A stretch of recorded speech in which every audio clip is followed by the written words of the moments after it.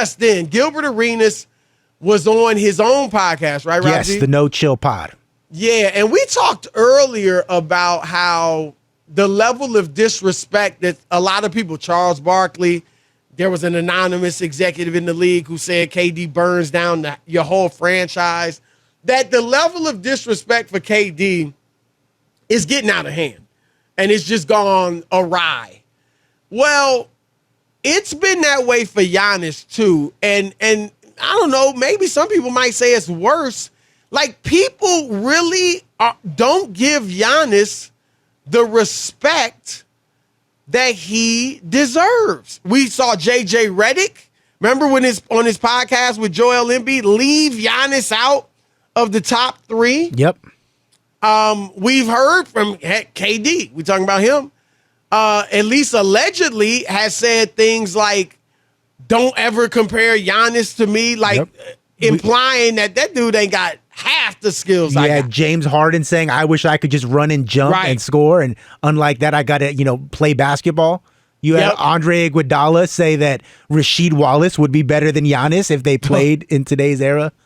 Wow. But this take from Gilbert, and this is my fault. As a producer, I should know when there's things like this out there, I got to find it. And apparently this clip is like 10 days old, I just didn't see it. And it didn't start popping off until earlier this evening. This is Gilbert Arenas talking to Lakers assistant coach Phil Handy. Take a listen. I can look at his game and say, he doesn't understand basketball yet. He plays the sport. He won a championship. Cool. He doesn't really understand how to be great, how to be better, how to train his body. Like, I'm looking at the stats. Oh, you're playing 32 minutes, 34 minutes, 30. I'm sorry, but to be here, you have to train your body to at least 38 minutes and above. Like LeBron played 37 minutes at 37. That's a whole, that's a whole, Iverson was playing 43 minutes. Okay, I'll let you have first stab at this, Rob G. Stop it!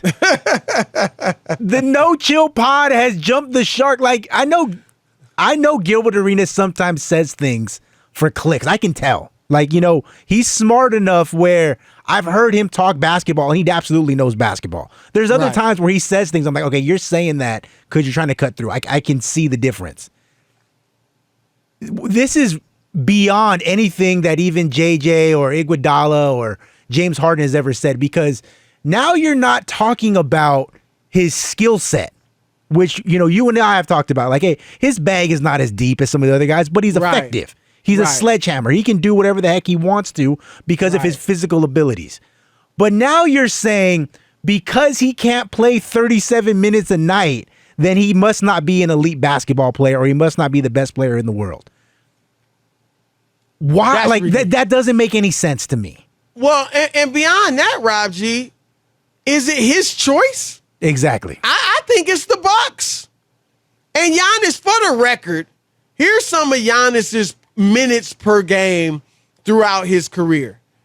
Third year in the league, 35.3, then 35.6, then 36.7. So basically 35, 36, 37 minutes a game he's played.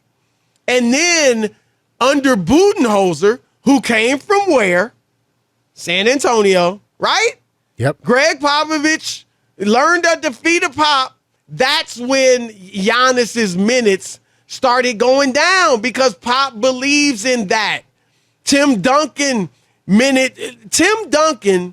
never averaged he never averaged 35 minutes a game over the last 1, 2, 3, 4, 5, 6, 7, 8, 9, 10, 11, 12 years of his career.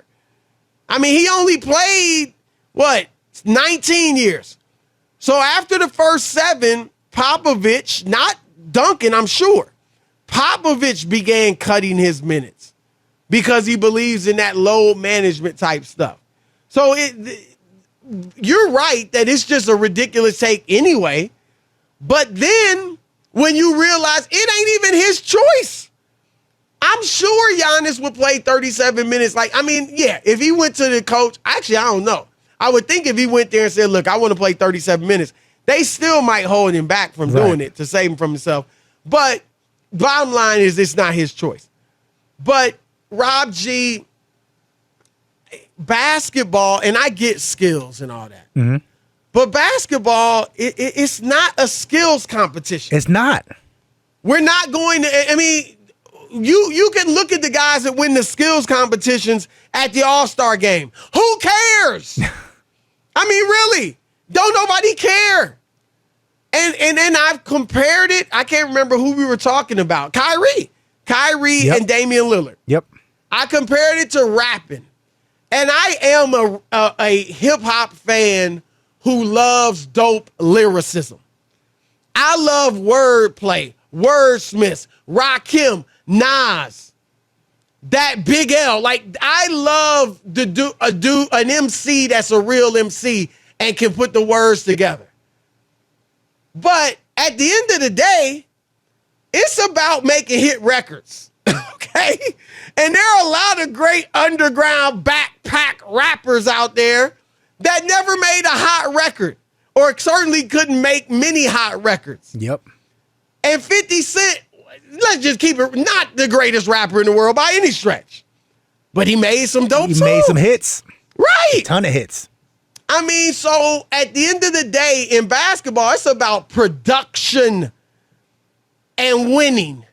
And Giannis Antetokounmpo, first of all, he is very skilled for a 7-footer. I know he's not Kevin Durant. He's not Dirk Nowitzki. But he can handle the ball. He can pass the ball. All he can do, he just can't shoot very well. But he is still got very good skills for a guy his size. And when you combine it with his athleticism, the production, Rob G, is off the charts to the point where he should be beyond this type of criticism. If you want to, as time goes on, if he doesn't win a championship for the next year, 2, 3, whatever, then people are going to start to be like, yeah. I mean, Giannis, he could be a top 10 player of all time, but something's missing. Why can't he win more, right? Right. But at this moment in time, he's beyond these little petty criticisms. They weren't criticizing Kareem Abdul-Jabbar because he didn't shoot 18-foot jump shots. They looked at the production. They didn't criticize Shaq because he didn't shoot threes. Okay? So don't criticize Giannis because he doesn't handle the ball like Kyrie Irving or shoot it like Kevin Durant. His production is awesome. Chris, when it's all said and done, barring injury, and who's to say that's ever going to happen, because I saw Giannis' knee bend the wrong direction and he missed like a week, Right. Giannis already, and this is a guy who got started late playing basketball. This is like well documented. He didn't start playing until he was a teenager. He's an NBA champ, finals MVP, 2-time MVP, 6-time All-Star, 4-time first-team All-NBA, 2-time second team, defensive player of the year, 4-time All-Defense first team. The way that he's going, his accolades could theoretically be better than Shaq. Oh, yeah. And you got people consistently finding ways to say that, well, he's not that good. He's not really elite. He's not in the same class as these other guys. And it's like, all right, fine. He's not as skilled as Kevin Durant or Kyrie Irving. When it's all said and done, Giannis is going to be ranked higher than those guys. Well, certainly Kyrie, but I right now, the pace they're on, Rob G, yeah, he's going to be ranked higher than Kevin Durant. Yes, I'm sorry. Yes, and it's just like, and it's disappointing, even from Phil Handy especially, because I know what did Phil say? Like, he didn't say anything. He just kind of nodded. And at least he didn't and even Gilbert, who I'm sure did this on purpose, during the rant, there's like another 30 seconds before that where he's talking about him. He never mentions Giannis by name, but he's like, oh, but you can win a champion. You won a championship. You did this. It's like, well, how many other guys fit this criteria that you're talking about? Who else doesn't play 37 minutes and won one championship and is very athletic? Like, there's LeBron, but he's got 4. There's Steph Curry, he shoots a lot. There's Kevin Durant's got 2. There's Kawhi, who no one's ever going to say is not highly skilled. So we can tell who you're talking about. Right. And so, maybe that's his cover where he's like, well, I wasn't talking about Giannis. Like, yeah, you were. Like, just say that you were. And go ahead. Go ahead. No, go ahead.